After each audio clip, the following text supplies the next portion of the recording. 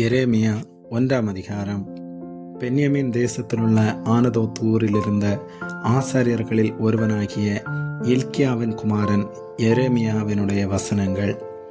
ஆமோனுடைய குமாரனாகிய யோசியா என்கிற யூதாவுடைய ராஜாவின் நாட்களில் அவன் அரசாண்ட 13ஆம் வருஷத்தில் இவனுக்கு கர்த்தருடைய வார்த்தை உண்டாயிற்று.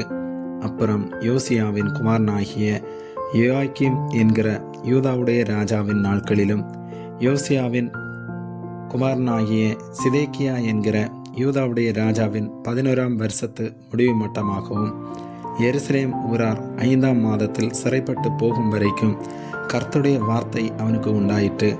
கர்த்தருடைய வார்த்தை எனக்கு உண்டாகி அவர், நான் உன்னை தாயின் வயிற்றில் உருவாக்கும் முன்னே உன்னை அறிந்தேன். நீ கற்பத்திலிருந்து வெளிப்படும் முன்னே நான் உன்னை பரிசுத்தம் பண்ணி உன்னை ஜாதிகளுக்கு தீர்க்கதரிசியாக கட்டளையிட்டேன் என்று சொன்னார்.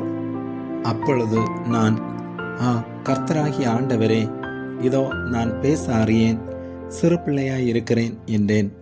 ஆனாலும் கர்த்தர், நான் சிறு பிள்ளை என்று நீ சொல்லாதே, நான் உன்னை அனுப்புகிற எல்லாரிடத்திலும் நீ போய் நான் உனக்கு கட்டளை இடுகிறவைகளை எல்லாம் நீ பேசுவாயாக.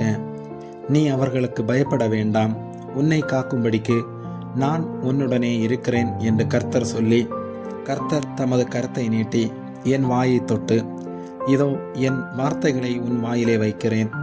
பார், பிடுங்கவும் இடிக்கவும் அழிக்கவும் கவிழ்க்கவும் கட்டவும் நாட்டவும் உன்னை நான் இன்றைய தினம் ஜாதிகளின் மேலும் ராஜ்யங்களின் மேலும் ஏற்படுத்தினேன் என்று கர்த்தர் என்னுடனே சொன்னார்.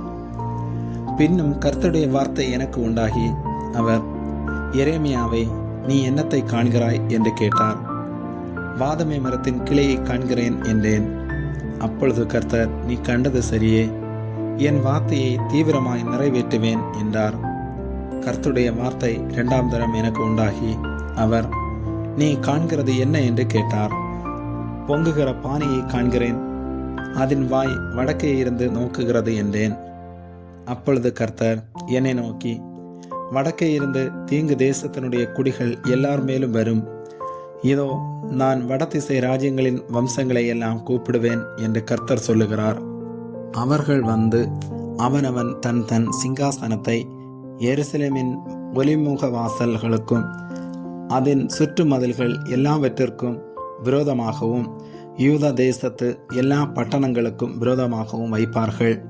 அவர்கள் என்னை விட்டு அந்நிய தேவர்களுக்கு தூபம் காட்டி தங்கள் கைகளின் கிரியை பணிந்து கொண்ட அவர்களுடைய சகல தீமைகளின் நிமித்தம் நான் என் நியாய தீர்ப்புகளை அவர்களுக்கு விரோதமாக கூறுவேன்.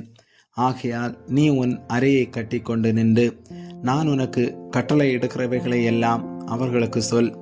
நான் உன்னை அவர்களுக்கு முன்பாக கலங்க பண்ணாதபடிக்கு நீ அவர்கள் முகத்துக்கு அஞ்சாதிரு. இதோ தேசம் அனைத்துக்கும் யூதாவின் ராஜாக்களுக்கும் அதன் பிரபுக்களுக்கும் அதன் ஆசாரியர்களுக்கும் தேசத்தின் ஜனங்களுக்கும் எதிராக நான் உன்னை இன்றைய தினம் அரணிப்பான பட்டணமும் இரும்பு தூணும் வெண்கல அலங்கவும் ஆக்கினேன். அவர்கள் உனக்கு விரோதமாக யுத்தம் பண்ணுவார்கள், ஆனாலும் உன்னை மேற்கொள்ள மாட்டார்கள்.